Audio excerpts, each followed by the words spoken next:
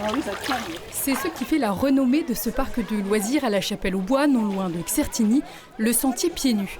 À la ferme Aventure, on peut se balader sans chaussures, mais alors, est-ce que c'est agréable ? Ah bah ça commence froid, mais autrement glissant, mais c'est rigolo à faire au moins une fois, essayez déjà. C'est des nouvelles sensations, des fois ça pique, parfois c'est tout boueux, tout gluant, parfois c'est frais, parfois voilà, c'est rigolo.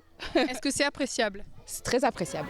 Chaque jour, ils sont en moyenne entre 500 et 600 visiteurs à parcourir le parc et tenter de trouver les codes des énigmes des différents labyrinthes. 4.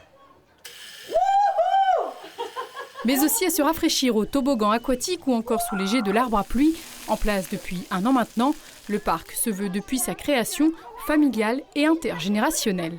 Je suis déjà venue et là c'est la 3e fois et j'adore ce parc parce que je m'amuse bien. Qu'est-ce que tu aimes dans ce parc ? Qu'est-ce que tu aimes faire ? Le sentier pieds nus dans la forêt et le labyrinthe. On leur avait promis une journée aventure, ferme aventure. Vous connaissiez déjà les lieux ? Pas du tout, non, je connaissais pas et c'est vrai qu'on découvre. C'est super, on s'amuse autant que les petites filles, donc c'est bien. Des visiteurs ravis, mais qui, faute à une météo compliquée depuis le début de l'été, ont eu du mal à venir en masse. À la fin du mois de juillet, le premier bilan de fréquentation est mitigé. C'est tout d'où les pommes de terre. Un petit peu difficile parce que pas trop de touristes non plus sur le massif, etc. Donc mi-figue, mi-raisin, comme on dit, pour le début de saison. Mais bon, là, le soleil revient, les grosses chaleurs, donc on va profiter des jeux d'eau, bien sûr. Et pour pallier une météo parfois difficile à gérer, le parc a investi près de 500 millions d'euros dans une grange aux jeux.